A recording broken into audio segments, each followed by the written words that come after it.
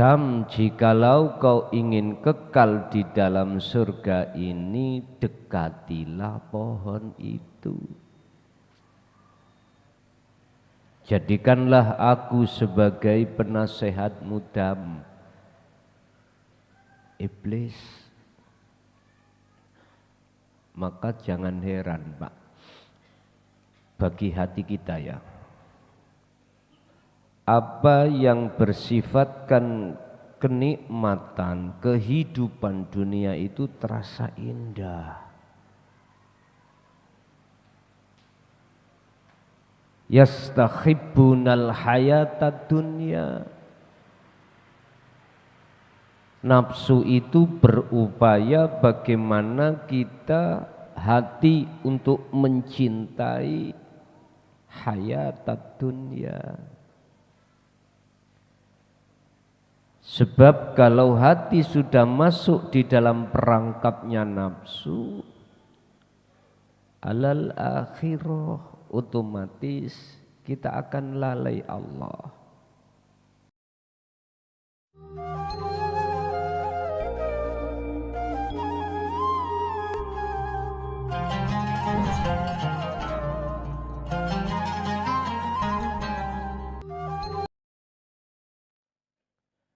Assalamualaikum warahmatullahi wabarakatuh.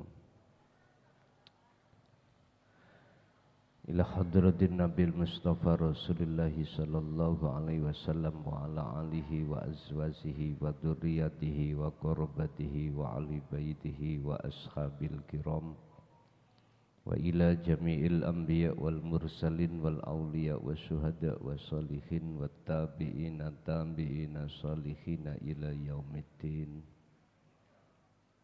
wa ila abaina wa ummatina wa azdadina wa masyaikhina wa auladina wa azwajina wa dzurriyyatina wa ahli baitina wa jami'i man ta'allama fi hadil kitab. Syai'ulillahi lana walahumul fatihah.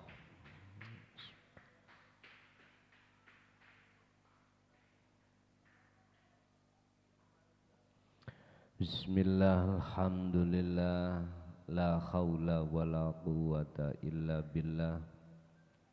Asyhadu an la ilaha illallah wa asyhadu anna muhammadan abduhu wa rasuluh. Allahumma salli wa sallim wa barik alaihi wa ala alihi wa ashabihi ajma'in. Rabbi syrah li sadri wa yassir li amri wa hlul uqdatam bil lisani yafqahu qawli. Sadaqallahul azim. Amma ba'd. Berbagai cara nafsu di dalam diri kita sebagai manusia untuk dijerat, dirantai, supaya jiwa itu tidak bisa kembali kepada Allah. Bahasa syariat,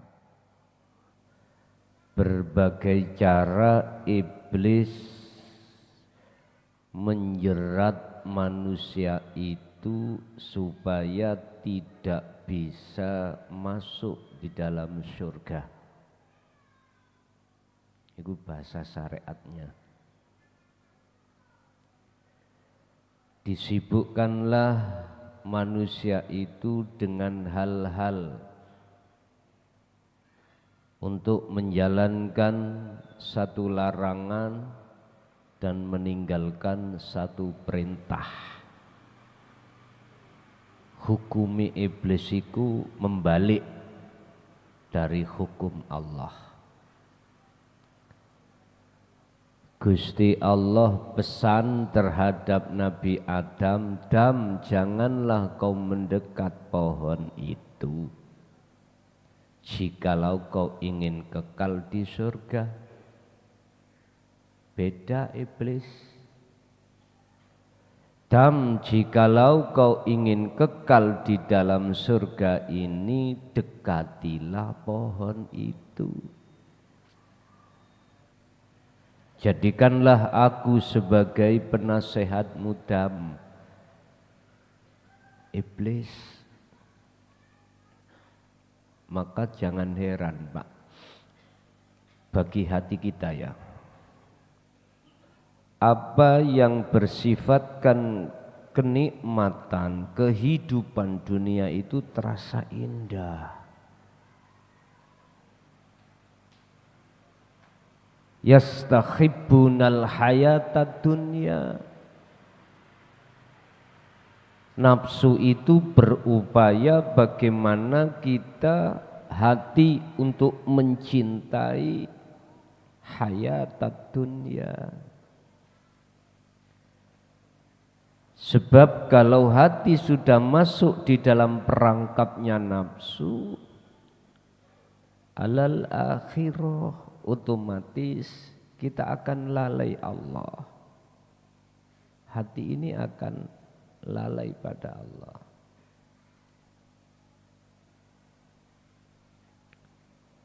Bapak Ibu, lewat bab malam hari ini kita akan membahas terkait masalah rantainya nafsu atau rantainya duniawiyah, merantai terhadap jiwa kita supaya tidak bisa kembali kepada Allah. Babnya malam hari ini tentang hal itu. Jikalau jiwa sudah terantai dan tidak terlepas dari rantainya dunia, maka menurut ayat yang Allah jelaskan nanti, kita tidak akan pernah bisa bertemu Allah. Kita tidak akan pernah bisa kembali dan bertemu Allah. Laksana bagaimana mungkin saya dirantai, dicagak sini, disuruh berangkat ke Surabaya, nggak bisa. Selama rantai itu masih mengikat pada diri saya.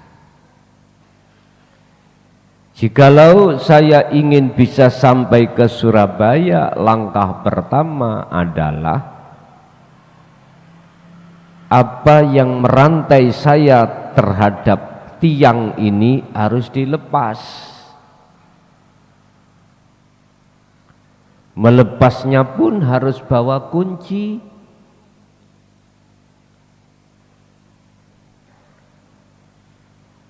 Jikalau itu sudah terlepas, maka bisalah berangkat untuk ke Surabaya. Bagaimana mungkin kita akan bisa berangkat menuju dan bertemu Allah sementara jiwa kita telah terikat oleh dunia? Gak bisa.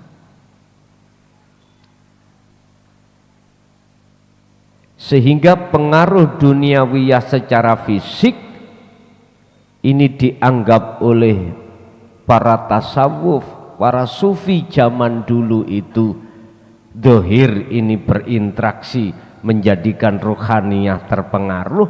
Dulu itu ditinggalkan Pak secara fisik. Lebih baik saya menjadi orang fakir,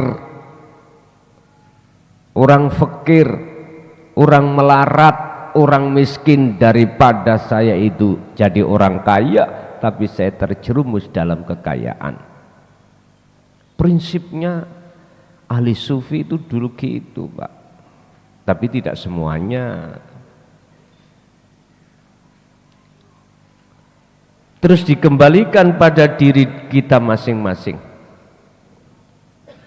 Indahnya dunia yang tiap hari, tiap saat kita secara fisik itu bertemu, apakah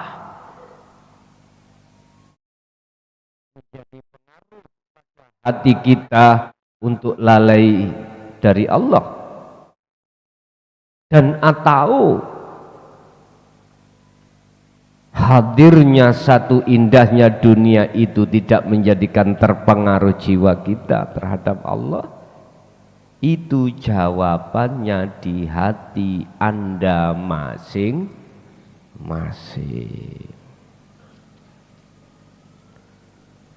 Sebagai motivasi,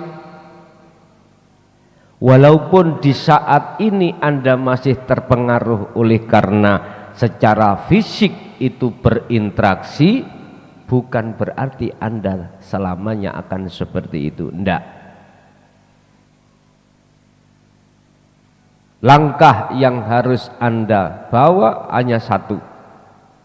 Zikron kathiron. Sibukkan terus hatimu untuk zikir. Dan inilah cara dan sistem apa yang Rasulullah jalankan. Wadhkur isma rabbika bukratan wa asila wa minal laili fasjud lahu fasabbihhu lailan tawilan. Ini oleh karena kita masih jasad ini di dunia, ya berinteraksi hablum minan nas dengan anak, dengan istri, dengan pekerjaan, dengan teman, dengan apapun.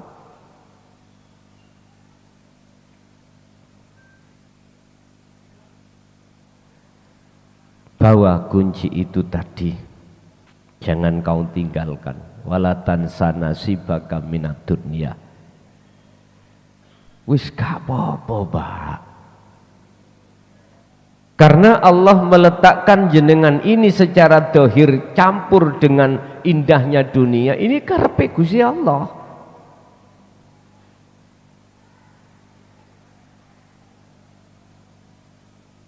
Kita seakan-akan terbuai dengan indahnya dunia, ini karepe Allah. Jangan pusing-pusing jenengan. Janganlah Anda pindah dari makom satu ke makom lain dikarenakan ada alasan nafsu Anda. Jangan.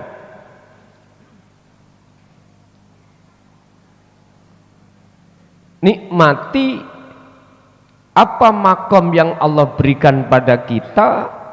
Jikalau Allah memindahnya, biar atas kehendak Allah, bukan karena kehendak diri kita. Gak apa-apa, silakan Anda tasik terbuai dikarenakan berinteraksi tiap saat. Jikalau Anda mau untuk lepas dari semuanya itu, kuncinya cuma dzikron katsiron. Udah.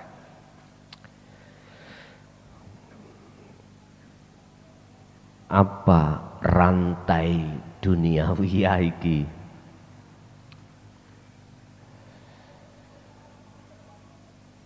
Faslun ayyada faslun utawi iki fasal. As-salasilul alamiyatu utawi fasal kang jelasake rantene dunia.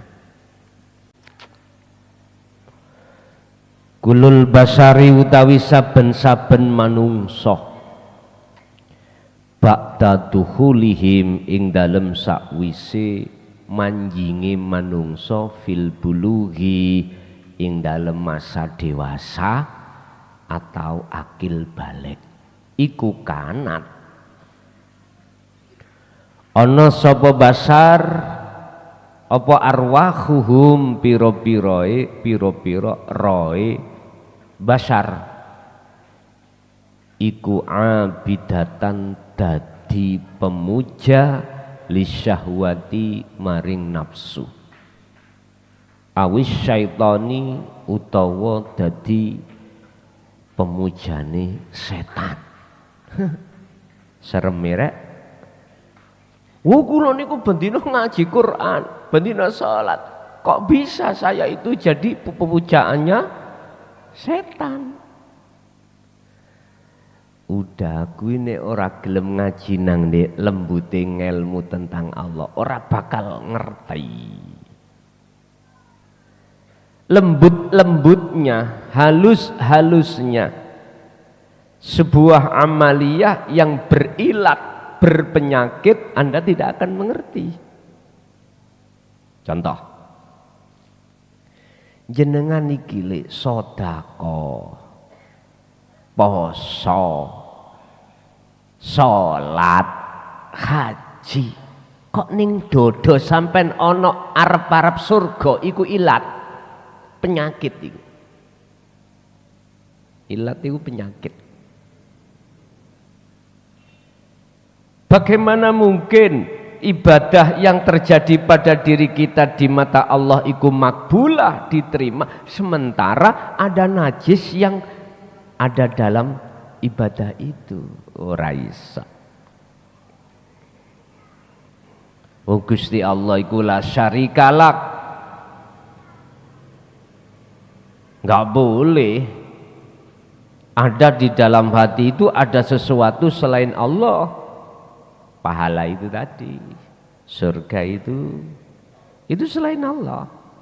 Ayo siapa sih ngomong sak liyane ganjaran dengan surga iku Allah. Rini tak jotosi kuwi. Ora iso.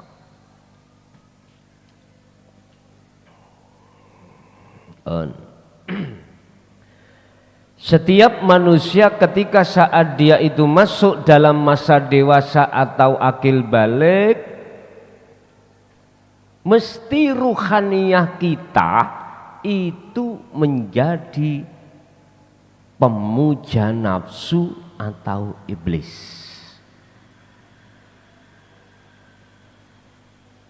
Mana letaknya kita jadi pemuja nafsu atau iblis?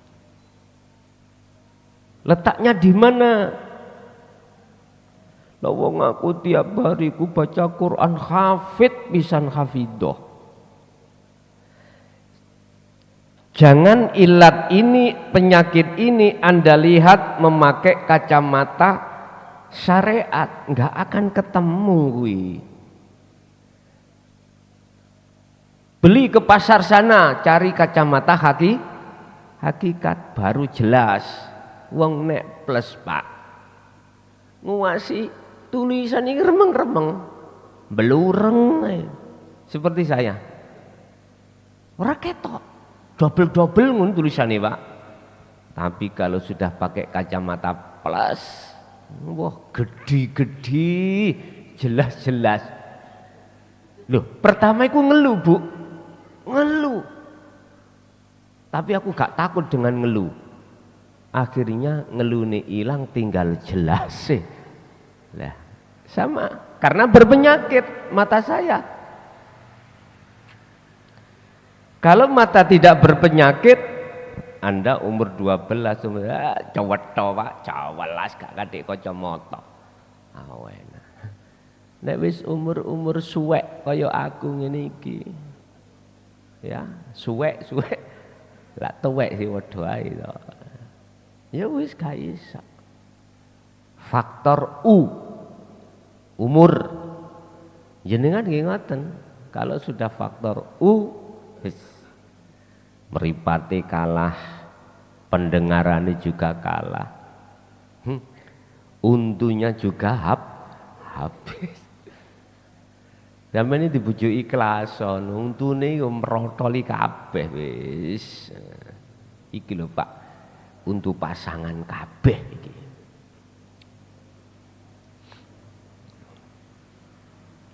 Pun. Jadi letak kalau kita itu sebagai pemuja nafsu atau setan ketika saat melakukan apapun itu ibadah atau selain ibadah, hati kita dalam posisi taholli, ngaku. Ada rasa, ada iman, makhluknya yang melakukan. Gak ada sama sekali rasa sumber semuanya itu datangnya dari Allah, enggak ada. Dan itu kita alami Pak, setiap kita dulu itu kita alami. Nah pada saat inilah masa di mana Nabi Adam itu memakan buah kuldi, itu sama prosesnya di situ.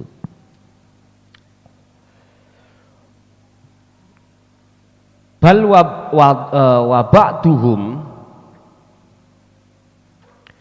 bahkan sebagian mereka, wa ba'duhum lan utawi sebagiane basar iku ila akhiri hayatihi oleh nyandelurung sampak patai. Wonten ada yang seperti itu.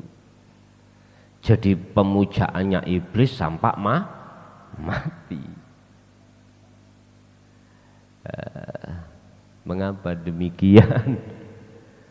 Karena kita menolak wa kadzabu bi ayatina wa liqaihi.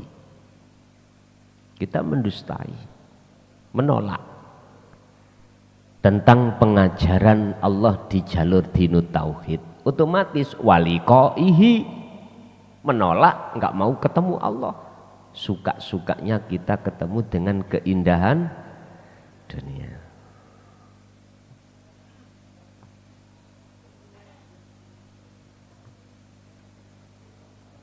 Nah, lagu ini indahnya dunia kan ada. Hah? Ada ya?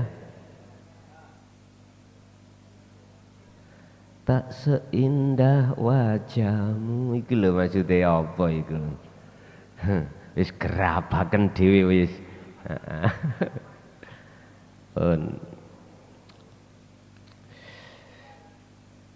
Lah, sing ngaji niki atau yang di luar di YouTube apakah termasuk golongan ini? Bukan. Ba'duhum ila akhiri hayati, enggak, karena sudah ada kesadaran. Wa akhiran lan ing dalem akhire fa innal qalbal basyari, mongko sak temene atine manungsa iku yang kosimu den bagi, kebagi opo-opo kolbun ila kismani maring rong bagean. Atine menungso ini terbagi menjadi dua golongan Pak. Akhirnya ketika sudah masuk di alam dewasa, maka hati manusia terbagi menjadi dua golongan. Kismun utawi sak bagian iku min ashabiz zuhdi, disebut sebagai golongan ahli zuhud atau ahli syuhud. Ahli syuhud itu ahli hati bisa dikehendaki Allah untuk bertemu Allah, bisa memandang di balik layar. Ini disebut ahli syuhud, ahli yang bersaksi dengan benar. Kismun wa kismun lan utawi sak bagiane maneh iku min ashabil hijab, yaitu golongan ahli yang hatinya tertutup oleh sesuatu sehingga tak tampak, tak nyata wujud Allahnya. Entenono bos.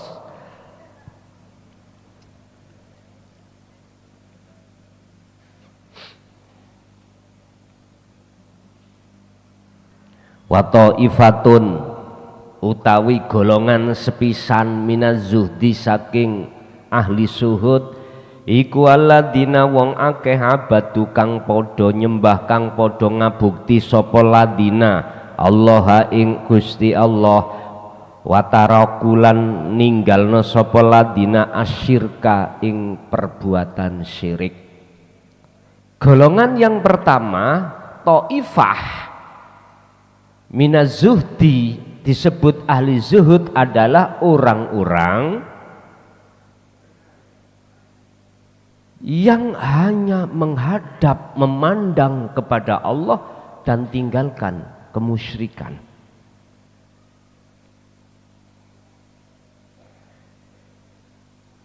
Rasa keakuan makhluk yang berperan itu sudah Allah hilangkan.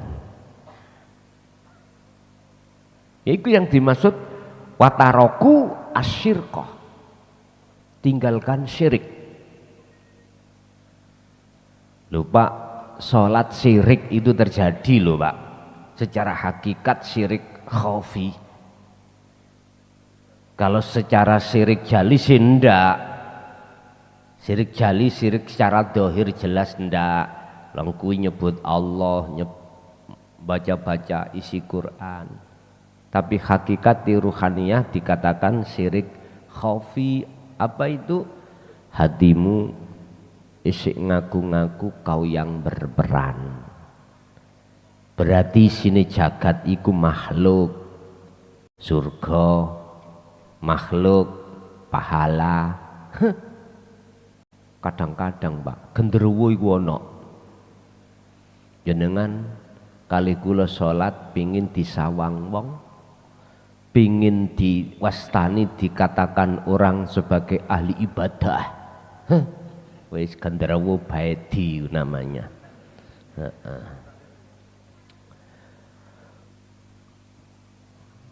Wa majmu'atun lan utawi golongan liya maneh. Golongan yang nomor 2 minal hijabi iku alladzina wong akeh la yazaluna kang ora leren-leren, berarti terus menerus. Sopo-sopo alladzina abidan kelawan memuja, kelawan dadi budak ngono ya kena lisyahwati maring setan utawa nafsu. Kacamata hakikat gawin bos nek ngaji ben ngerti. Dadi kuwi nek salat ya gaya kacamata hakikat. Nek gak ngono gak ketemu ilat atau penyakit sing lembut itu gak ketemu. Wa hadhil majmu'atu lan utawi adapun golongan ahli hijab itu adalah golongan yang terus menerus hatinya menghambakan diri kepada nafsu, berbuat gini karena dirinya atau karena orang lain. Udah, hatimu seperti itulah yang dimaksud. Wa hadhil majmu'atu utawi iki golongan allatila tazalu kang ora leren-leren apa tazalu oleh ndadekake apa allatin ndadekake asyahwata ing nafsu, ndadekake didadekno apa ilahan ing pangeran. Lho gak krasa nek ndadekno nafsu atau selain Allah sebagai Tuhan, karena gak pakai kacamata, belurengai. Laha maring syahwat nafsu, ya kang utawi syahwat allati kang sanatahaddatsu kang dadi pembicaraan, kang bicaraake bahas sopo ingsun anha saking allati hadal masai ing iki bengi malam ini tak jelaskan yang menjadi pembahasan kita terkait khusus masalah orang-orang yang terus menerus hatinya menjadikan nafsu sebagai Tuhan. Kama qala Allah Ta'ala fi suratil Jathiyah, kaya dini dawe Allah di dalam surat Jathiyah, surat yang ke-45 ayat 23. Afarwaita ana ta weruh sira Muhammad man ing wong itakhoda kang ndadekake kang ngalap sapa man ndadekake ilahahun ing dadi pangeran rupane hawahu ya hawa nafsune man. Muhammad, tahukah kamu terhadap orang yang menjadikan nafsunya sebagai Tuhannya? Ya, iki pelajarane Pak. Berarti makalah ndukur iku didasari dengan hujjah Quran iki.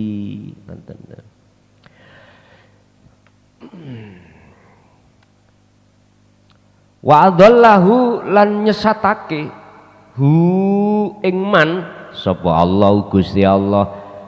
Gusti Allah nyesatake kelawan apa ala ilmin ing atase nganggo ngelmu. Bahaya lho Pak, wong alim iku bahaya. Ngalim ilmu Qur'ani, ngalim ilmu hadisi, ngalim ilmu ijma' qiyasi, bahaya.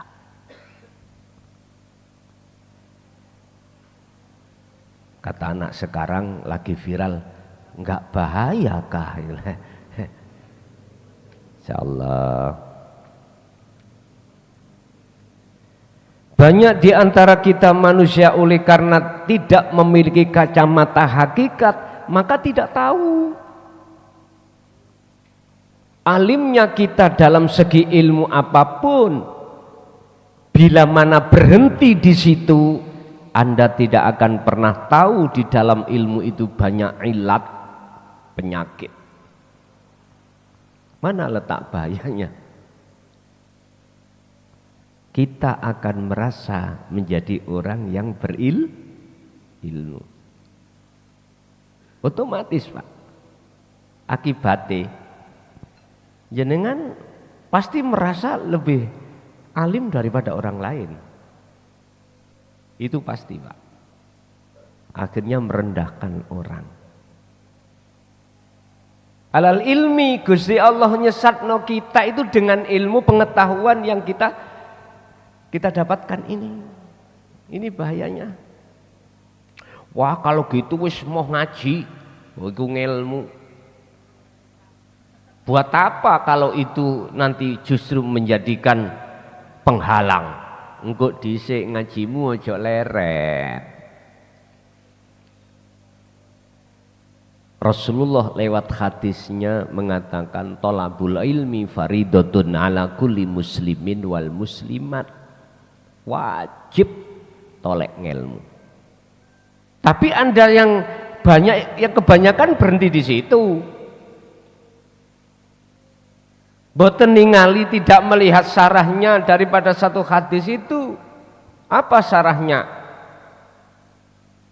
Al ilmu bila amalin kasajarin bila thamarin. Enggak iso. Ilmu itu bermanfaat jikalau tidak Anda amalkan. Yang gue maksud diamalkan itu bukan diwejang nonang si A, si B, si C diamalkan, bukan. Praktekno dalam kehidupan Anda sehari-hari. Itu loh maksudnya. Makanya sering kami katakan bab masalah zikir, bab masalah kholwat itu mempraktekkan ilmu yang sudah Allah berikan. Dan inilah nanti ilmu itu tidak akan menjadikan Anda sebagai orang yang takabur atau orang yang sukanya rumongso ngalim dah, karena sudah lepas makhluk dalam hatimu.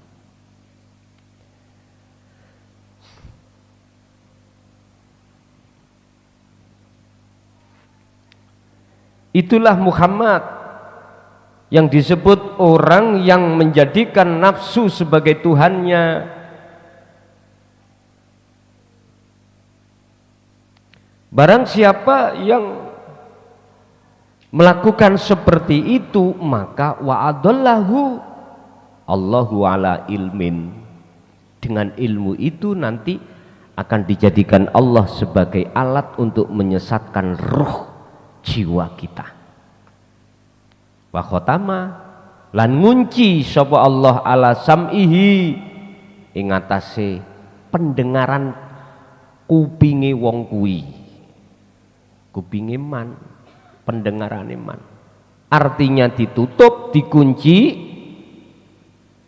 Anda ketika saat diajarkan tentang, didengarkan tentang ilmu tauhid, Allah menghendaki Anda menolak.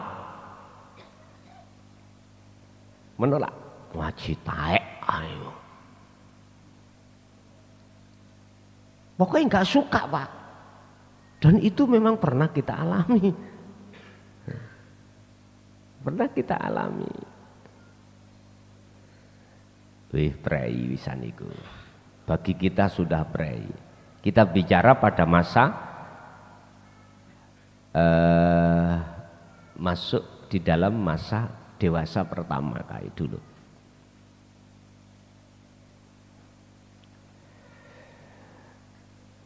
Lalu wa qalbihi lan ngunci sapa Allah ing ati sampean. Artinya dikunci, akhirnya tidak tahu rahasianya ilmu Allah ini, enggak tahu. Wa ja'alalan dateake sapa Allah ala basori ngatasi peningaleman, dateake gisawatan kelawan tutup. Ya wis, rupane tutup macam-macam. Ilmu tadi tutup, jenengan sugih tutup, jabatan tutup, wis iku tutup. Tutup mengapa? Mengenai bahasa wisawah. Kita khatamallahu ala qulubihim wa ala sam'ihim wa ala absarihim wisawah. Itu ada dalam surah Al-Baqarah. Tutup sing tebel, artinya gisawah itu tutup yang tidak bisa dibuka. Siapapun nggak akan bisa buka. Guru sampean kali kula alimo saktine ya apa ora iso buka tutup ya ora iso. Yang hanya bisa buka itu adalah Allah sendiri. Dalam dirimu Allah sendiri. Bagaimana itu bisa terbuka dan Allah membuka? Etika, akhlakmu, akhlak ilahiyah, ruhaniyahmu harus kau bangun. Carane segala hal apa kehendak yang ada di dalam diri dan apa yang sudah terlaksana di luar diri, belajarlah untuk tidak mengatakan itu kehendak makhluk, sekalipun itu di hatimu terasa pahit. Rasakanlah hal itu kehendaknya hidup dalam dirimu. Itulah Allahul Wahidul Ahad, Tuhan yang Maha Esa.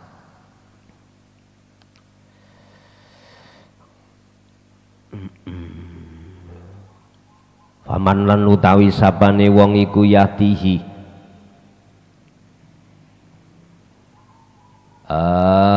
mim ba'dillah.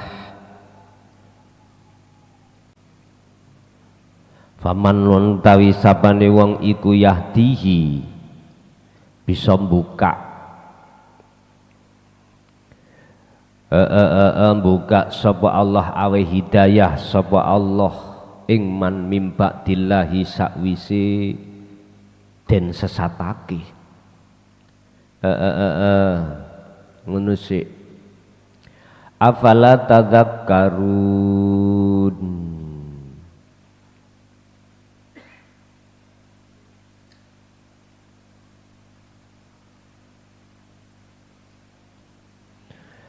Wa ja'ala lan dadeake sapa Allah ala basari ala basorihi ing atase peningaleman ndadekake gisawatan kelawan tutup kang kandel, ngono lho. Famay yahdihi mim ba'dillah, lan utawi wong iku yahdi bisa buka atau bisa oleh petunjuk hi ing man aweh bisa aweh hi ing man min bi ghairi lai saking sakwise den sesatake Allah ya afala tadzakarun, mongko ketahuilah mengapa kau tidak mau berpikir. Afala ono to ora gelem mikir sira kabeh. Artinya apa? Orang yang setelah Allah berikan petunjuk lalu dia itu disesatkan Allah, itu sebab apa? Ya sebab keingkaran kita.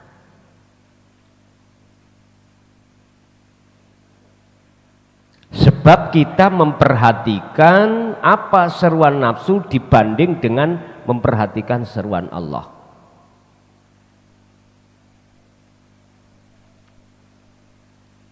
Dihadapkanlah berbagai macam keindahan duniawiyah. Akhirnya seruan nafsu kita perhatikan.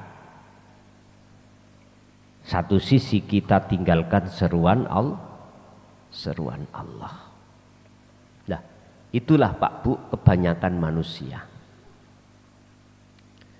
Kebanyakan manusia itu seperti itu. Tidak terlepas dari diri kita, waktu-waktu demi waktu dulu memang kita melakukan seperti itu. Kau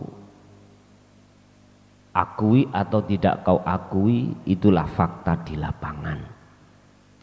Baru Anda sekarang sadar ketika Allah buka hidayah dalam hatimu.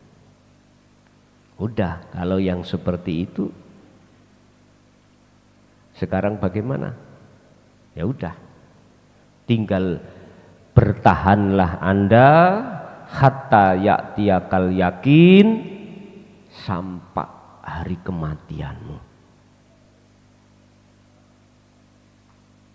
Sehingga dalam bahasa sederhana kami sampaikan, kalau seseorang itu sudah disesatkan Allah, maka tidak ada yang bisa membuka, memberikan petunjuk hidayah setelah Allah itu menyesatkan.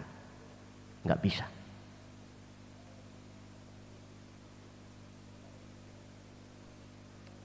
Walaupun katanya guru sampean kali kula iku udeng-udengi sak tempeh misalnya ya. Walaupun guru sampean kali kula iku sok nahan langit, mohon maaf, gak udan misalnya. Walaupun guru sampean kali kula niki sakti mandra, karomai iku gak tebel tok, tawebel. Tingkatan geni ya, disuruh mati, mati. Lampungnya diwasi, mati, mati. Murup, murup. Intinya mana yang tidak masuk dalam logika beliau itu, jago nih. Tahu jago nih ya men? Ahlinya.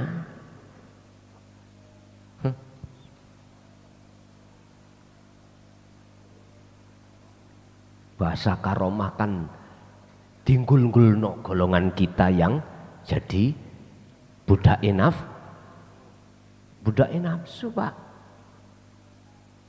Sering saya dengarkan, Gus karomah Gus, barokah Gus, ngoten nggih? Barokah nggih.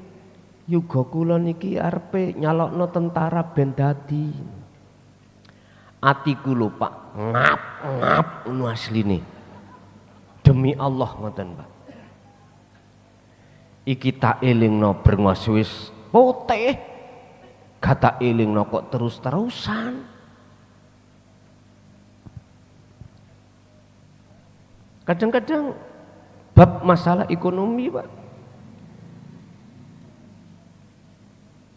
Loh, perkara iku aku gak geding, gak nyalahne. Tolong sekali lagi pandanglah di dalam karomah itu siapa. Ngoten lho maksudku.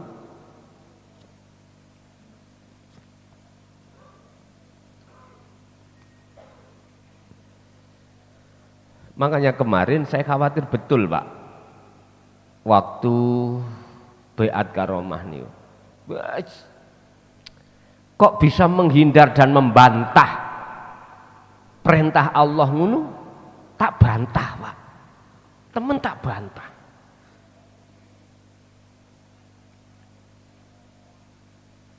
Nek umpama kula bantah, ya tinggalkan dunia sudah.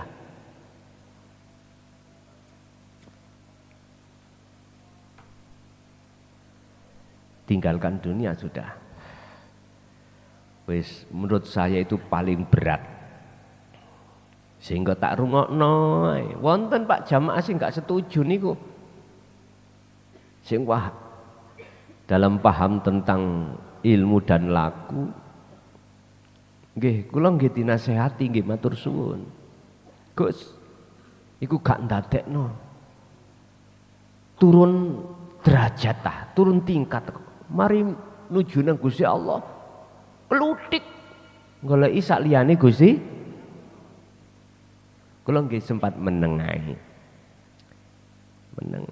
Gak apa wong kabeh iku berhak untuk berpendapat. Tak hormati, tak anggap nasihat buat saya biar enggak apa? Biar waspada. Sehingga kan ada catatan loh, Pak. Boleh kau mengikuti dengan catatan bla bla bla. Ngoten to? Iku supaya Anda dan kita semuanya itu tidak kebuntel ambek tujuan yang gak bener. Ngoten.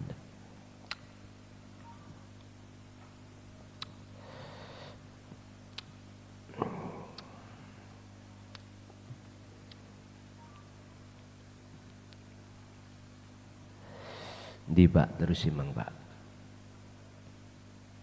Wa ja'ala ya famayyahdillah mongko utawi wong sapane wong iku yati kang wis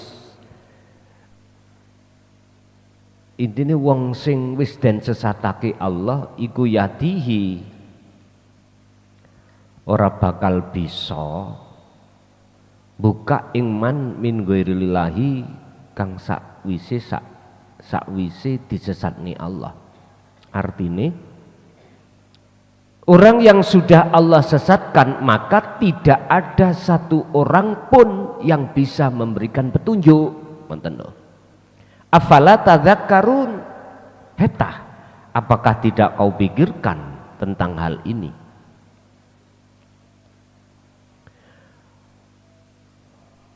Wa min muladatilan iku setengah saking kesenangan hadil hayati dunia iki kesenangan kehidupan dunia lewat kesenangan dunia iki Pak kehidupan dunia alati kang tasta bidu utawi ndadekake budak apa asyahwatu nafsu ndadekake qalbal insan ing atine menungso kulahu ya sekebainas ila akhiri zaman sampai akhire pati. Lewat kesenangan kehidupan dunia ini Bapak Ibu, nafsu itu menjadikan budak terhadap hati seseorang supaya dia memuja terhadap dirinya nafsu. Hal itu sampai akhir pati, akhir zaman. Berarti mulai zaman Nabiullah Adam sampai Nabi Muhammad ini Nafsu itu seperti itu. Makanya kanjeng Nabi dawuh perang sing paling berat yang disebut jihadul akbar itu adalah perangnya umatku ketika menghadapi hawa nafsu. Berat. Ya disinilah Pak. Sampai kapanpun terjadi seperti itu. Makanya bagi kita yang sudah ditakdirkan Allah dikehendaki untuk bisa kembali kepada Allah, ini enggak ada harganya. Artinya enggak bisa ditukar dengan rupiah jumlah berapapun, enggak bisa. Karena ini kondisi masa kekekalan, enggak bisa. Kalau dunia itu ada masanya habis Pak, habis, mate ya habis, ya sudah.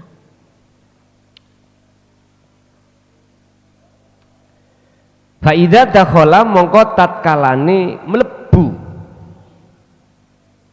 apa alqalbuati mlebu fi fakhis syahawati ing dalam perangkape nafsu ya fata'allaqa mongko gantungake apa alqalbuati biha kelawan syahwat wahdaha khali sijine nafsu wahada ya wahdaha khali sawijine nafsu atau syahwat. Tatkala hati ini sudah masuk perangkapnya nafsu Pak, maka hati ini akan bergantung terhadap hanya pada nafsu. Karena kita jadi budak. Jadi budak itu jadi pesuruh. Siapa yang menyuruh itu yang harus kita lakukan. Kalau kita budaknya Allah berarti kita berjalan di atas jalan perintah Allah. Kalau kita budaknya nafsu berarti kita berjalan nuruti apa perintah nafsu. Indonesia sebelum merdeka ini menjadi negara budak. Masyarakat menjadi budaknya sang penjajah. Wajib kita itu mengikuti undang-undangnya penjajah. Hati kita dijajah oleh nafsu, otomatis roh ini wajib mengikuti nafsu.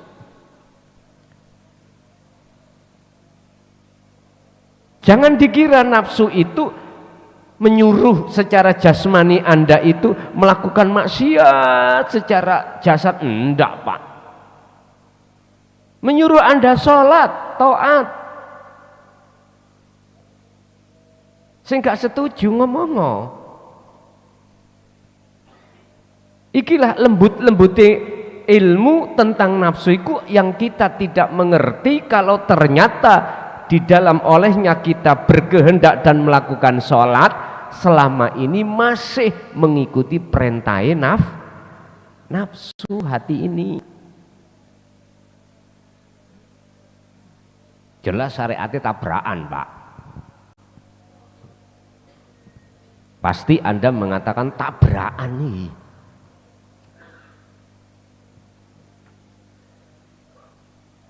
Oh nek ngono lha apa salat? Ora usah daripada iku nurutna nafsu. Ya turu ama teo wis. Buyar wis, ngono lho.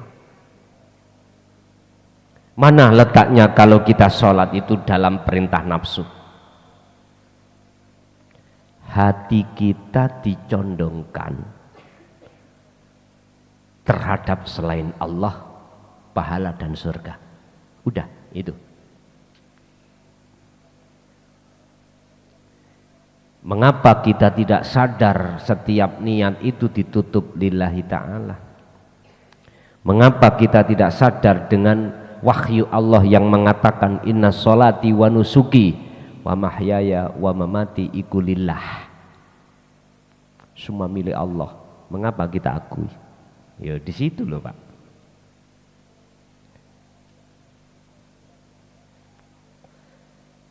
Lagi sholate gak bolong nae, ngilok-ngilokno sing bolang-bolong.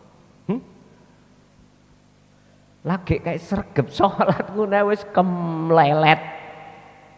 Sudah, wis.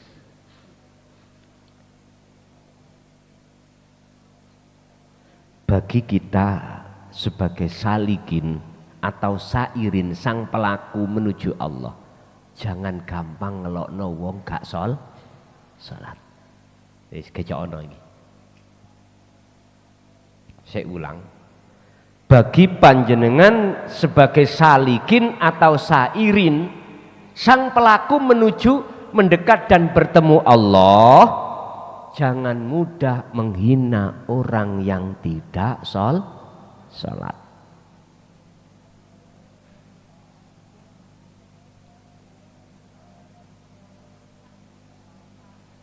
Terkadang atine di mata Allah luwih bagus orang yang seperti itu daripada kita, bos. Terkadang. Mengapa demikian? Karena kita tidak memakai kacamata hakikat. Itu loh persoalannya. Makanya wis ojo gampang nyeneni wong sing kaya ngono kuwi.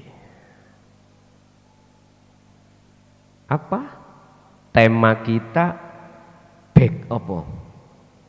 background apa sih artinya? Cara tujuan kita itu kan hanya satu, mendekat dan bertemu Allah. Lah ikut nggak ada yang lain.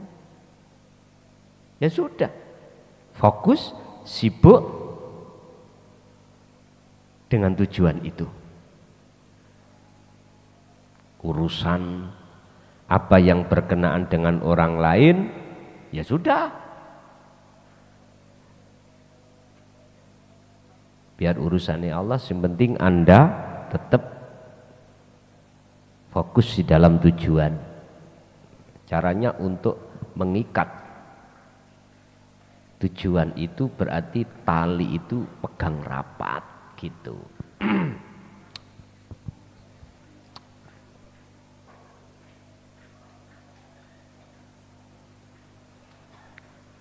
Ketika saat hati itu sudah masuk dalam perangkapnya nafsu, maka Anda pasti akan bergantung hanya pada nafsu. Kalau hati sudah bergantung terhadap nafsu, maka pasti kau akan lalai dari Tuhanmu. Wahada ma tusammiya, wahada utawi iki iku ma perkara nusammihi kang ngarani sapa ingsun ing mah, diarani arruha ing ruh, al muqabbalata kang den cancang, al muqabbalata kang den cancang bisyahawati kelawan syahwat. Itulah yang disebut sebagai ruh yang diikat, dirantai oleh nafsu. Faida kanat mongko tatkalane ana apa arruhu ruh,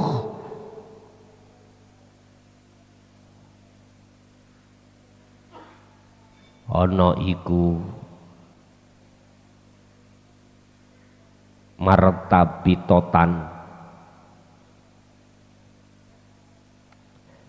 terikat atau kecancang bisyahwati kelawan nafsu syahwat, kesenangan.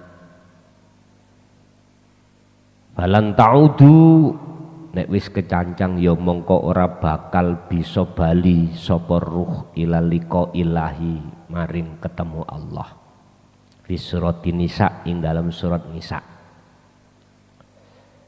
Apabila ruh itu sudah terikat oleh nafsunya, maka ruh itu tidak akan pernah bisa kembali dan bertemu Allah. Mengapa demikian? Karena kita seluruh umat manusia, ruhnya itu asalnya dari Allah.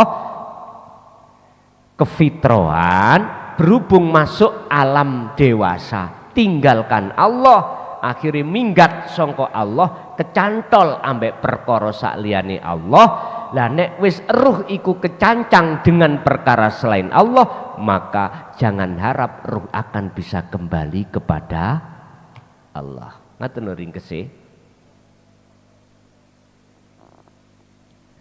Hal itu Allah sampaikan di dalam surat An-Nisa ayat 48. Innallaha wonten nanggon sampean. Wonten nggih? Nggih pun. Masalahnya tadi saya kirim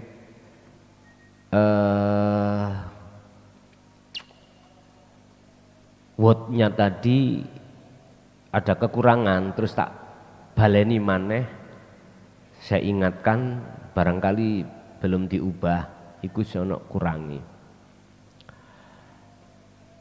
Innallaha satemene Gusti Allah iku la yaghfiru ora bakal ngapura sapa Allah ayusraka ing dosa syirik bihi kelawan Allah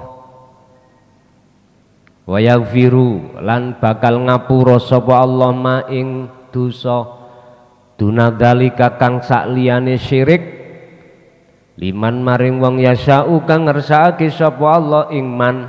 Ngoten. Sesungguhnya Allah itu tidak akan memaafkan dosa syirik. Apa syirik? Mengadakan sesuatu selain Allah. Gak akan. Allah hanya mengampuni dosa selain daripada itu.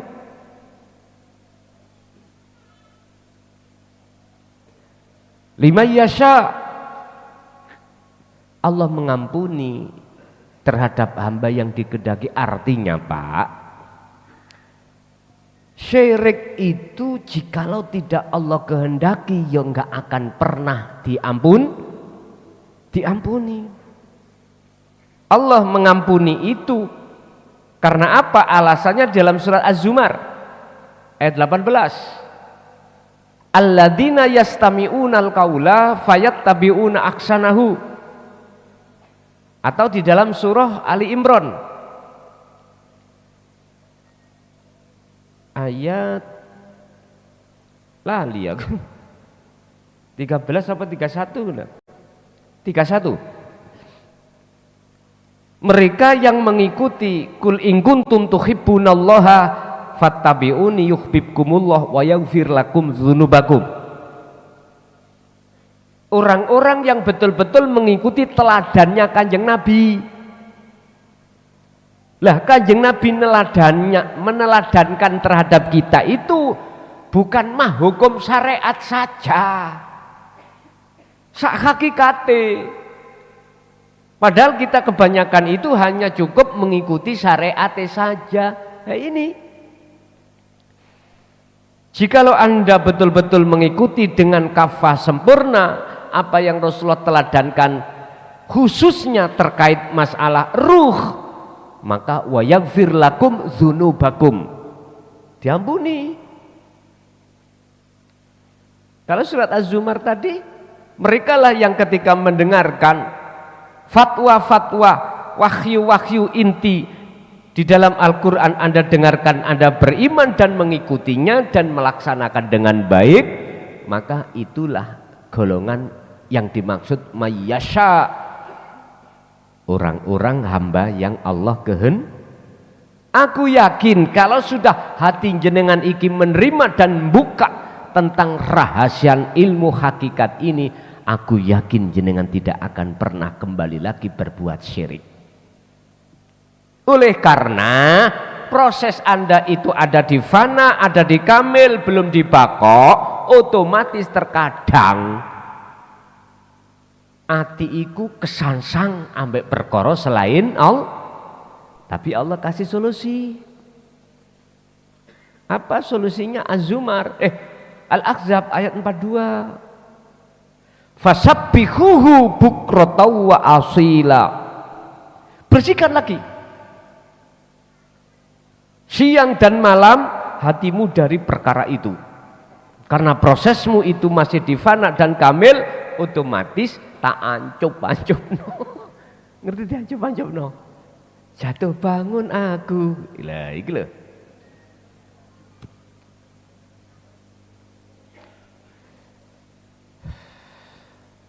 Dengan cara bagaimana? Ya Rob, biar apa yang masuk di dalam hati saya pagi tadi, siang ini hilang, siang ini masuk bagaimana sore hilang, sore tadi masuk bagaimana malam itu hilang. Kembali pada ayat sebelumnya itu, berarti harus 41 Al-Ahzab. Ya ayyuhalladzina amanu dzkurullaha dzikron katsiron, berzikirlah.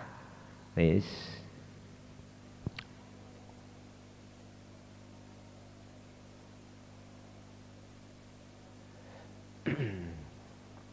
Wa man lan utai sapane wong iku yusyrik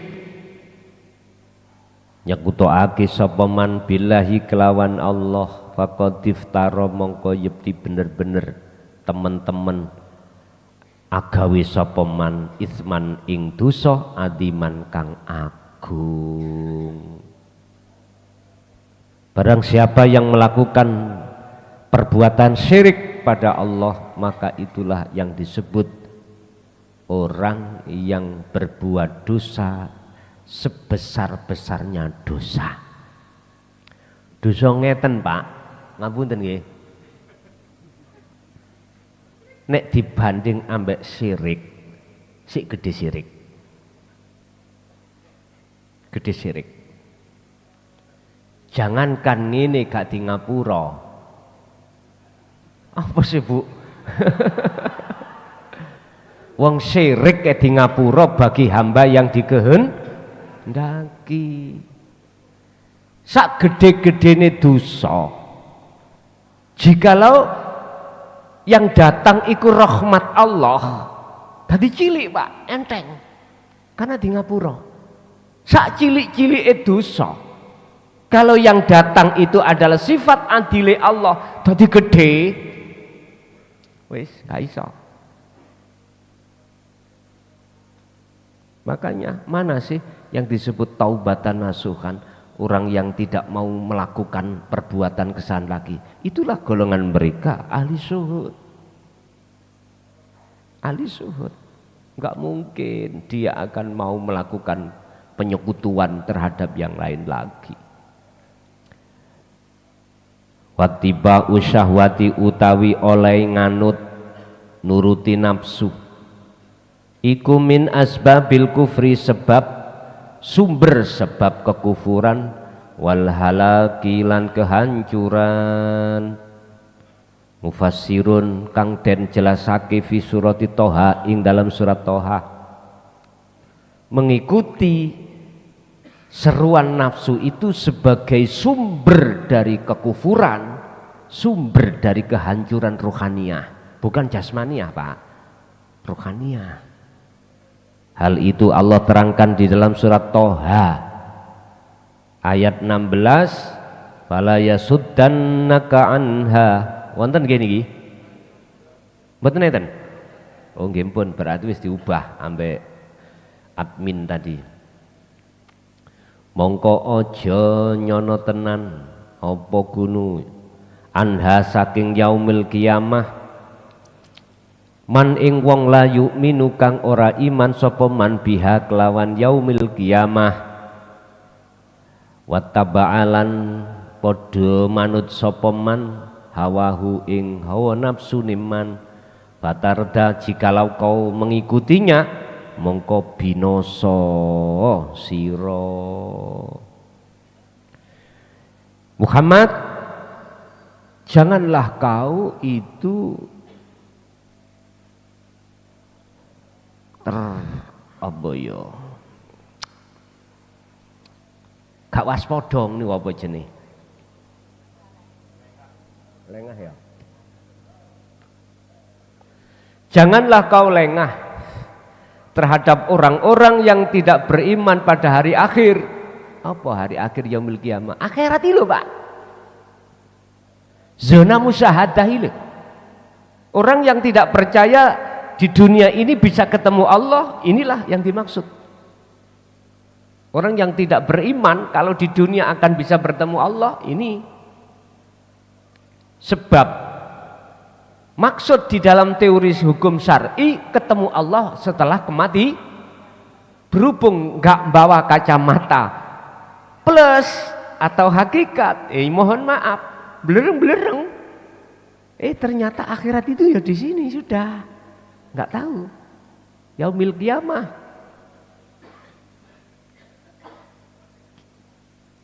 Jangan lengah kau terhadap orang-orang golongan orang yang seperti itu. Mereka itu fattaba'a hawah, ngikuti petunjuk nafsu. Jikalau kau mengikuti, hancurlah kau. Sing hancur iku ruhaniyah kita. Jadi budak nafsu.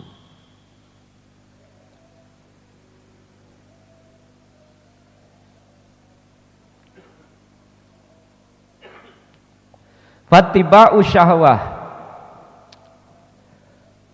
utawi oleh ngikuti nafsu iku ya ja'alun dadekake apa ittiba al insana ing menungso fi ghaflatin ing dalem lali minallahi saking Allah Ta'ala, termasuk mengikuti nafsu itu menjadikan di samping jadi sumber kekufuran dan kehancuran, juga menjadikan hati manusia itu lalai dari Allah. Wa yastahibbunal hayatad dunya, apabila Anda itu masuk di dalam jebakan nafsu, bersukaria terhadap nafsu, mengikuti, maka alal akhirah. Ibrahim ayat 3. Alal akhirah, pasti kita akan lalai dengan Allah. Wis gak roh sapa sira sapa ingsun, adigun adiguna.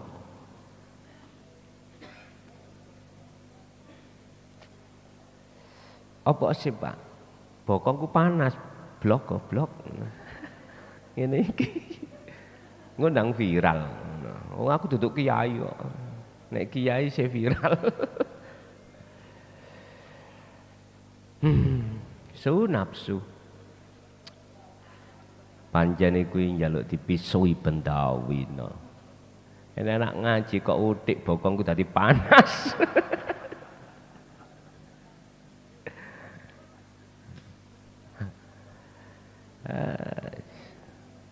Nafsu nih ngomong, aku dipisui Pak, raimu soncuk iki jare. Aku ya sing ngongkon Gusti Allah kok ya. Berdamai ngopi dulu su. Bismillah.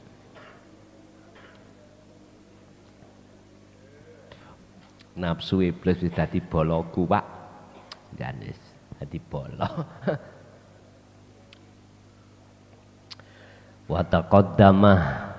Wataqaddama lan wis dhisik apa keterangan fi suratil kahfi ing dalam surat kahfi. Wasbir nafsaka ma'al ladina yad'una rabbahum, surat kahfi ayat 28, surat yang ke-18. Wasbir, sabara sirah Muhammad,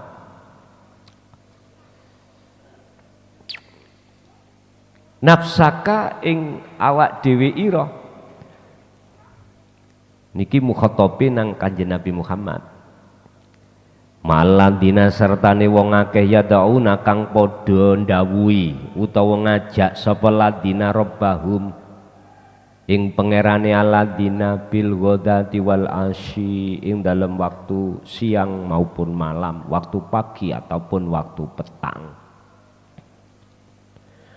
Yuriduna khali ngarepake sapa ladina wajahu ing ketemu Allah.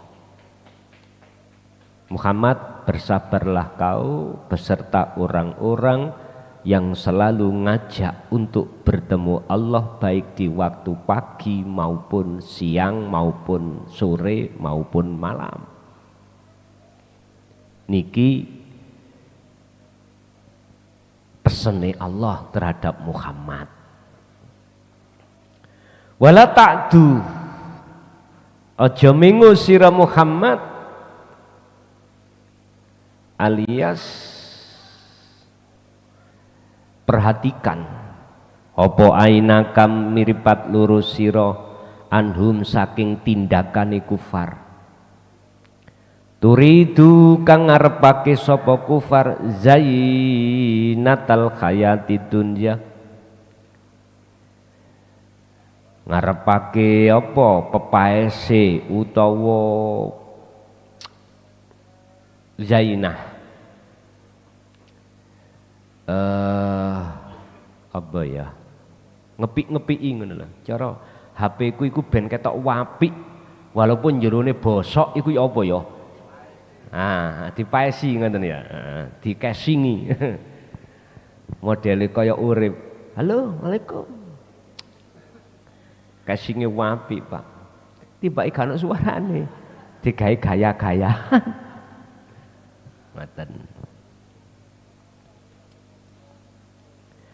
Wala tutik lan aja nganut sira Muhammad man ing wong aghfalna kang nglalekake ingsun Allah qalbahu ing atine wong kuwi mau andikrina saking eling ingsun wataba'a lan nuruti sapa man hawahu ing hawa nafsune kufar kafir. Wakanalan ono opo amruhu keadaane kufar atau keadaane kafir iku furuton perilaku kang nglampaui batas Muhammad di samping awakmu itu terus bersama orang-orang yang menyeru untuk mendekat dan bertemu Allah. Ingat, matamu jangan sampai lengah dari mereka yang selalu mengajak untuk bersukaria terhadap kesenangan dunia. Mohon maaf Pak, kula ngomong bahasa Muhammad empun mlayu nang Kanjeng Nabi Muhammad sampean terhadap diri kita, sebab di sekeliling kita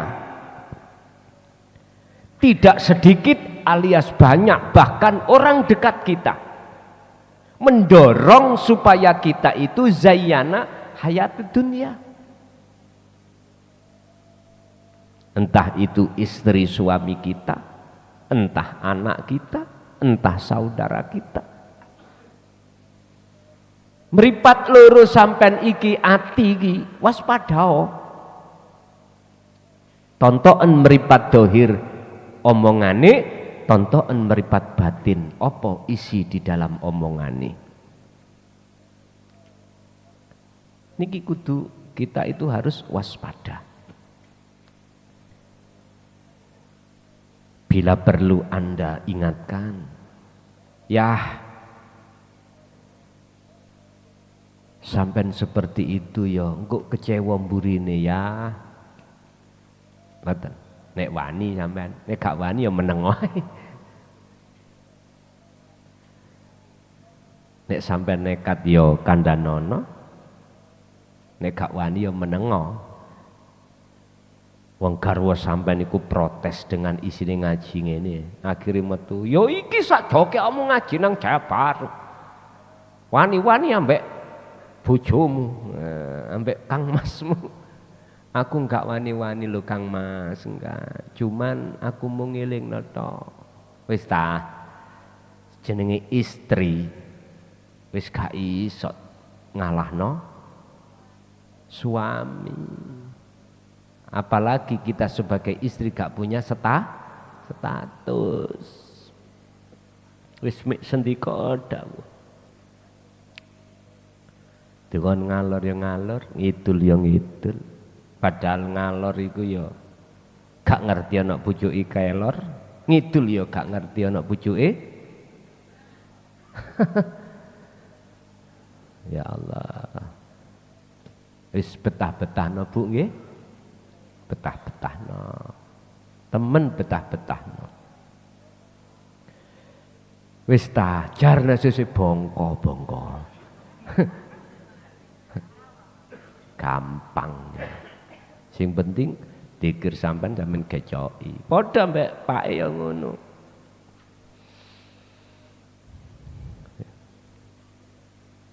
Makane wasbir nafsaka ma'alladina yad'una lahu misabara kuwi. Walaupun di sekitarmu itu banyak orang-orang yang mengajak dan menarik kamu untuk zayyana, ada di situ. Wal khulasatu utawi ringkese bab ngaji mulai awal sampai akhir.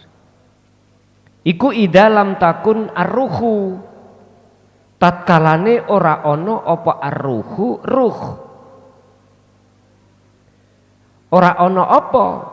Iku wa iyatan kewaspadaan. Biharokati syahwati kelawan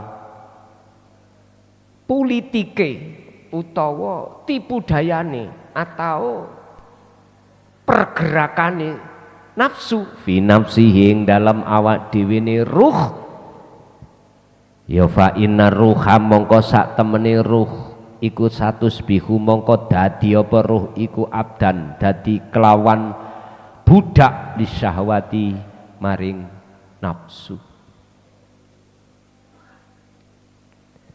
Ketika ruh itu tidak waspada dengan pergerakan hawa nafsu di dalam dirinya, maka otomatis ruh itu akan menjadi budaknya nafsu.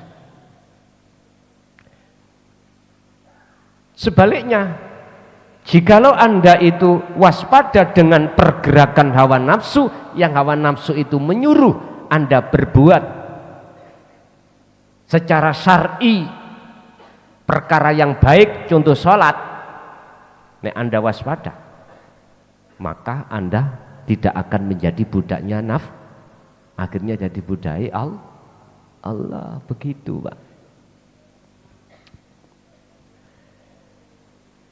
Terus bagaimana? Dan saya harus bawa apa supaya tahu segala gerak tipu dayanya nafsu? Kembali lagi zikir. Wis titik ana ngono. Pun sing takon, monggo takon.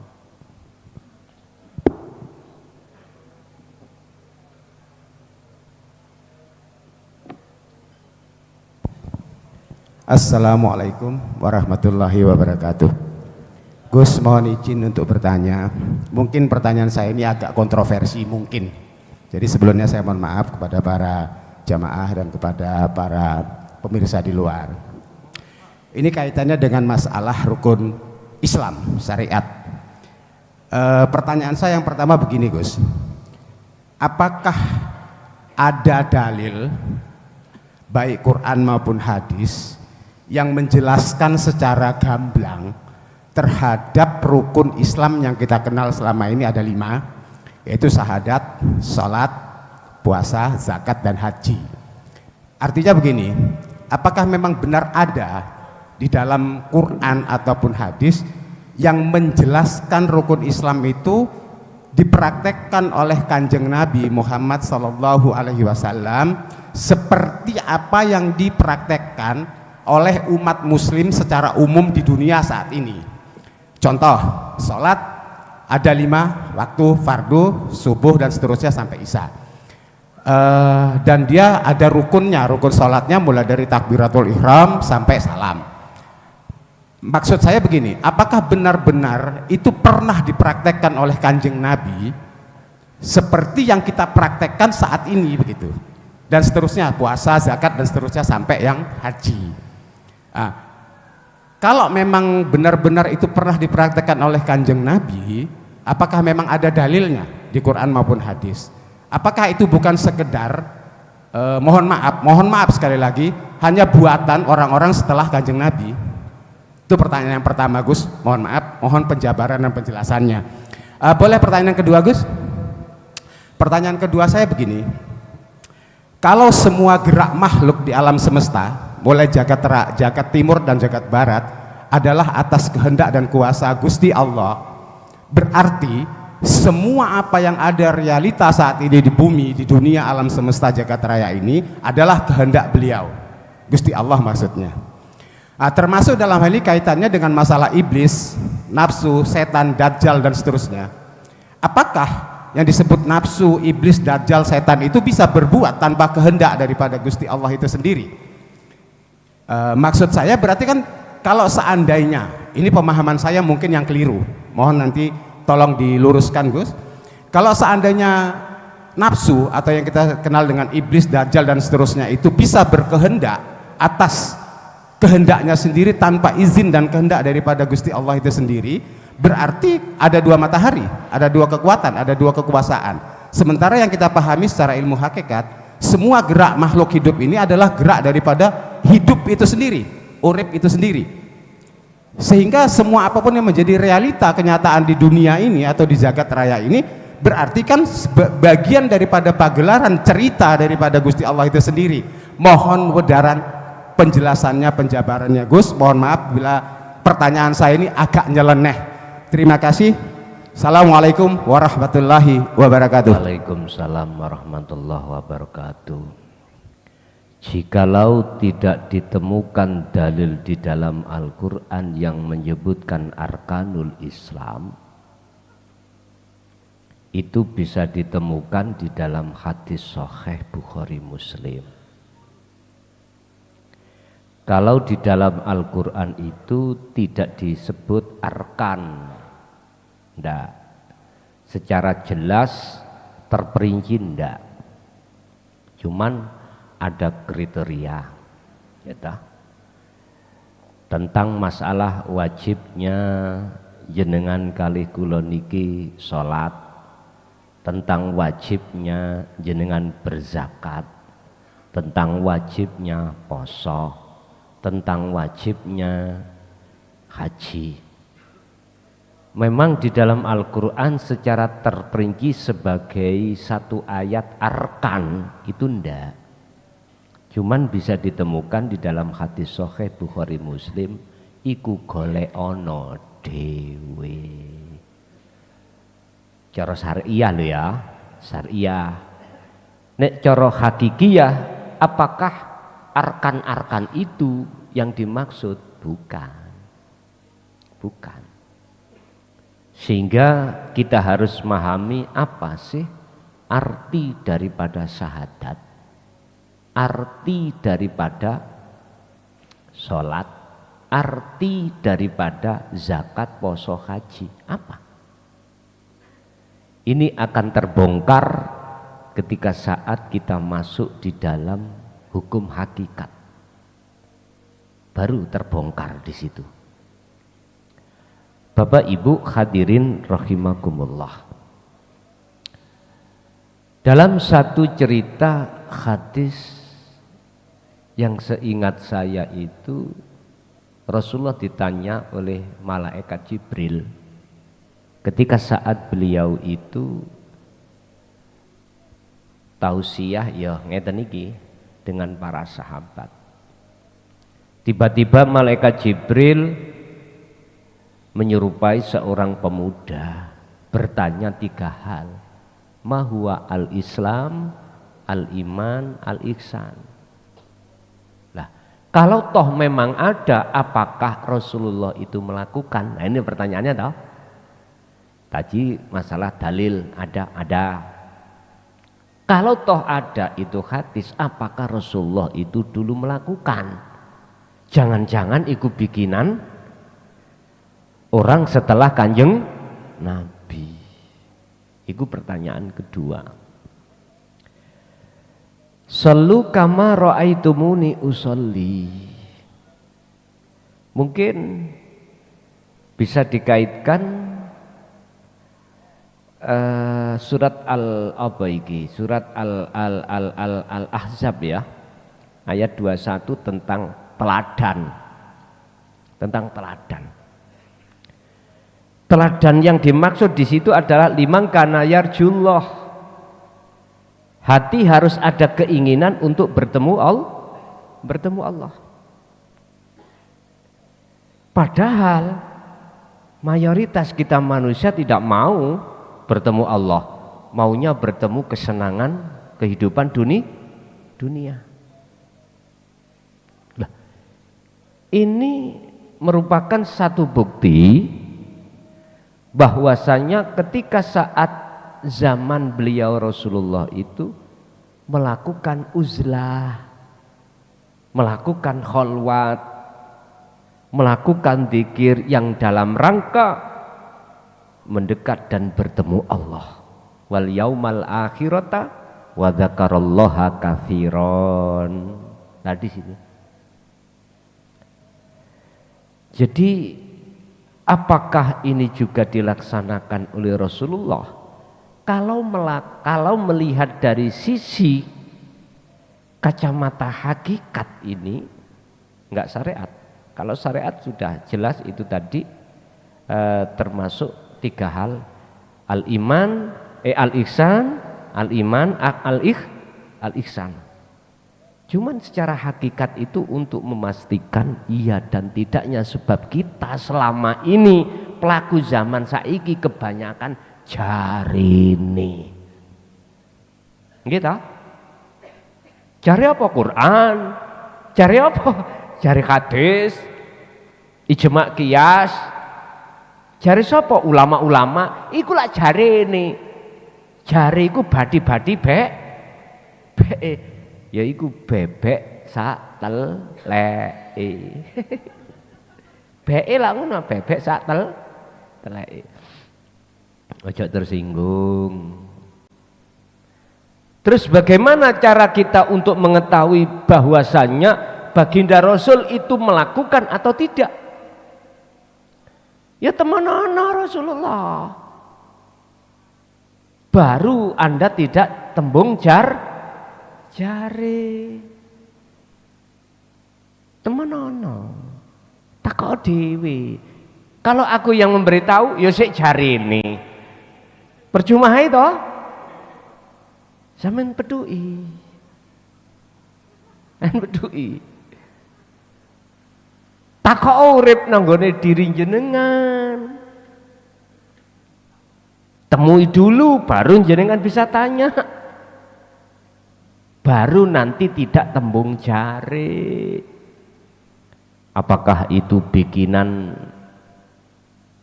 orang-orang setelahnya? Gini loh Pak, ini perbedaan hadis dengan Quran ya. Kalau Quran itu jelas wahyu Allah. Yes. Kalem-kalem. Kalau hadis cerita apa yang pernah dilakukan Rasulullah ditulis oleh orang yang setelah ditulis oleh orang-orang setelah Rasulullah, sahabat. Makanya disebut hadis itu cerita. Sing nyeritakno tentang masalah apa kejadian yang pernah Rasulullah lakukan. Makanya di dalam cerita niku wonten kelase. Ada kelas soheh, ada kelas hasan, bahkan sampai jenenge hadis doif atau hadis palsu, ada kelas-kelasan. Ini semuanya tergantung rawi. Rawiku sang cerita. Sapa rawine? Lho ngono lho, cerita-cerita. Lah kalau kita berbicara tentang masalah seputar syariat, gegeran terus, gak ono mari. Padahal semuanya ya tembung jari. Ben gak tembung jari, masuklah kau ke dunia hakikat. Sebab dengan begitu panjenengan akan bisa tahu dengan sebenarnya. Tanya pada hidup dalam diri sampean piyambak. Pun, itu yang pertama. Kedua, tentang masalah apa yang terjadi di dunia ini, baik sumbernya dari katanya iblis, katanya malaikat, itu sebetulnya dari mana?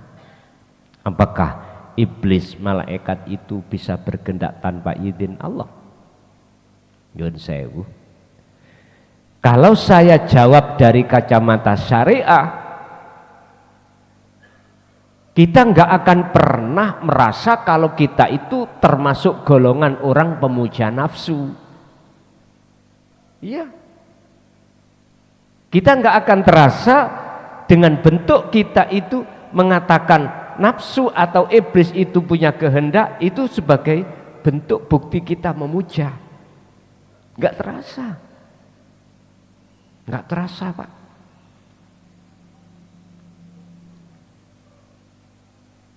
Lihatlah dari kacamata hakikat.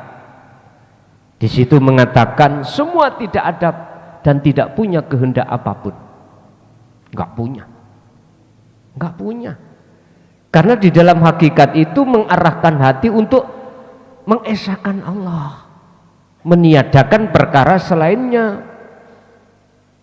Sebab jikalau kita masih tetap mengatakan itu kehendak nafsu atau malaikat, iblis atau malaikat, sama halnya kita telah menuduh ada penguasa ganda. Lu syariat iku yo duwe dalil. Bila mana perkara baik datangnya dari Allah, jikalau itu jelek dari dirimu sendiri. Lah, dirimu itu maksudnya nafsu. Berarti kan ada penguasa ganda. Kalau kita masih berdiam diri di sini, maka nafsukah, Anda tidak akan kenal siapa nafsukah itu. Padahal di situ ya Allah. Makanya kelasnya beda-beda, kacamatanya juga beda-beda. Tidak sah bagi kita mengatakan itu semua Allah, manakala kita masih ada di hukum syariat. Satu contoh, sembarang Allah, kok gak aku usaha ikhtiar, gak mungkin. Buktinya meneng wae. Lah kuwi gak nyekel duit. Meneng wae. Iki berarti gak paham, Mbak. Siapa di belakang dirimu ketika saat kau ikhtiar usaha? Sopo? Lah ini yang tidak kita sadari. Akhirnya kita ngaku-ngaku kita, akhirnya muncullah bahasa selain Allah itu.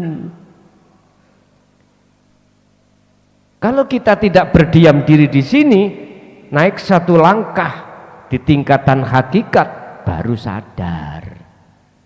Oh iya, nggak ada penguasa ganda itu. Berarti gerak di dalam malaikat atau iblis iku sejatine ya gerak Gusti Allah. Iki sah bagi mereka yang sudah ditajalli baru. Dan ini hukum ini tidak akan berlaku bagi kita yang masih ada di syariat. Artinya tidak berlaku, kita masih bersikukuh mengatakan selain Allah itu ada. Selain Allah itu bisa berkehendak. Selain Allah itu bisa menciptakan sesuatu, mendatangkan manfaat, mencegah mudarat. Sampai kapan hal ini terjadi dalam hati kita? Jadi jawaban saya, Pak, itu dua kacamata. Nek kacamata sarengat ya nafsu, ya malaikat. Nek kacamata hakikat wis enggak ada nama nafsu, enggak ada nama malaikat. Mekaten. Nggih. Asik wonten?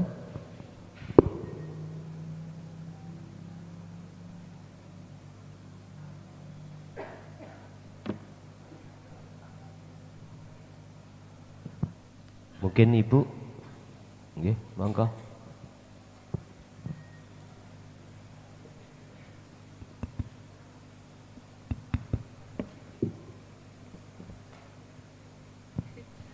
Assalamualaikum warahmatullahi wabarakatuh.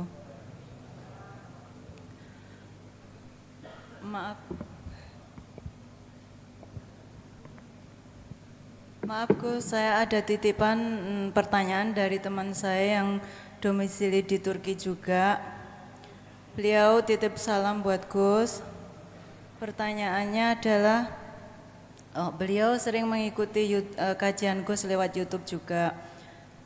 Pertanyaannya adalah sepertinya dia dari kecil sudah dibuka oleh Allah kasab mukasafa. Dia sering melihat makhluk-makhluk Allah yang tidak bisa dilihat di dunia nyata atau di alam mukhadoro ini. Bahkan katanya sering melihat malaikat juga. Itu yang membuat beliau merasa lelah katanya. Apakah hal ini bisa dihilangkan, Gus? Terus apa yang harus saya lakukan katanya untuk menghilangkan hal tersebut? Terus yang kedua, akhir-akhir ini Gus katanya dia sering mendengar beribu-ribu suara jangkrik di telinga beliau. Katanya jangankan di alam hening, di saat hening, bahkan di saat keramaian pun juga sering mendengar suara jangkrik, beribu-ribu jangkrik yang sangat mengganggu katanya. Mohon penjelasannya, itu semua penyebabnya apa dan bagaimana cara mengatasinya. Atas penjelasan Gus diucapkan banyak terima kasih. Akhirnya, Assalamualaikum warahmatullahi wabarakatuh. Waalaikumsalam warahmatullahi wabarakatuh. Ketahuilah bahwasannya bagi hamba Allah yang sudah ada niat untuk berjalan menuju dan bertemu Allah, tatkala alam mukasafah itu dibuka, sebetulnya itu hanya sebagai ujian bagi Anda, apakah lanjut perjalananmu menuju dan bertemu Allah, apakah berhenti. Tatkala si A itu dibuka, maka tidak akan pernah si A itu bisa keluar dari atau menolak dari hal itu. Tatkala si B itu tidak dibuka, berupaya bagaimanapun juga kau tidak akan pernah bisa melihat di dalam alam itu. Janganlah kau anggap itu sebagai gangguan atau rintangan. Anggaplah semuanya itu sebagai ujian. Anda tidak akan terhalang oleh yang dikatakan ujian tadi manakala Anda tahu bagaimana caranya. Jangan pernah ada keniatan untuk menghilangkan hal itu. Cukup sudah Anda bagaimana Anda mengatasi untuk tidak menjadi penghalang. Apa yang harus Anda lakukan? Sebab datangnya hal itu hanya Tuhanmu yang mendatangkan. Jangan pernah Anda mengeluh, akhirnya merasa terganggu suara jangkrik lah atau yang lain. Cara untuk Anda supaya tidak merasa terganggu hanya satu. Catat baik-baik yang ada di Turki, catat dengan baik-baik. Lihatlah maksud daripada Allah berfirman di dalam surah Al-Ahzab ayat 41-42, dan juga lihatlah di dalam Al-Baqarah ayat 256. Peganglah dzikir sirul asrar, sebab fungsinya sirul asrar adalah di tahapan pertama Anda hanya beriman, yang bisa mendatangkan di situ, yang menyetir di situ hanyalah Allah. Cukup, itulah etika Anda. Jikalau dalam hati Anda ingin ada keniatan untuk menghilangkan, berarti Anda tidak punya etika. Saya katakan fadl atau rahmat atau anugerah yang Allah berikan terhadap hambanya itu bukan karena yang lain, hanya satu, karena berakhlak. Udah, bukan karena ilmu, kesaktianmu, nggak bisa.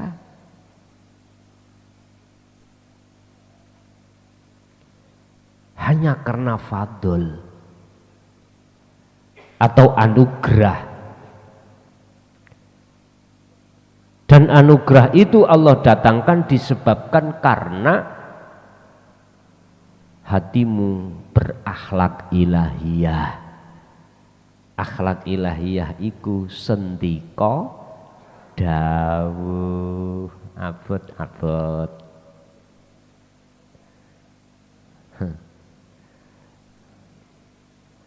Bahasa sederhana nih, jikalau Allah memberikan kamu hari ini makan nasi uduk, sambal terong, ikan garuda, jangan pernah kau menoleh ikan bandeng. Jangan. Ini etika. Karena kita punya prinsip, yang namanya rizki, yang namanya pemberian Allah, kalau itu bagian kita, tidak akan pernah lari. Ingat, olehnya Allah memberikan sesuatu itu tidak didasarkan karena permintaan, enggak. Inilah Pak, etika Pak. Berat memang kalau kita itu ngikuti etika. Tapi justru ketika kita patuh dalam etika, justru akan melonggarkan hati kita untuk tidak mudah kita itu protes pada Allah dalam semua ketetapannya.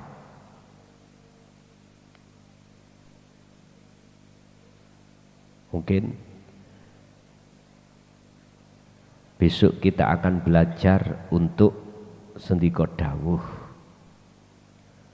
dalam segi apa yang menjadi ketetapan Allah. Ringkese Bu, tolong saudaraku yang ada di Turki, jangan pernah ada keinginan Anda untuk menghilangkan hal itu.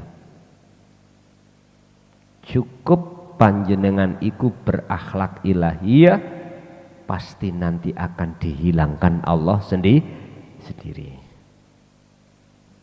Perjalanan dari Banyuwangi untuk ke Mojokerto, pasti jenengan akan nanti lewati Probolinggo, Jember, kalau sudah waktunya Anda sudah sampai ke Mojokerto. Dengan sendirinya nanti akan terlewati. Saya ja'alullahu ba'da usri yusra. Itulah. Tapi kalau jenengan berdiam diri, gak gelem berjalan, nek Banyuwangi jalan di tempat, ya jangan harap Anda bisa sampai ke Mojokerto. Logikanya seperti itu. Artinya akhlak ilahiyah ini pegang terus sampai kapanpun dan keadaan apapun. Begitulah. Oke, masih ada? Cukup Bapak Ibu? Oke. Al-Fatihah.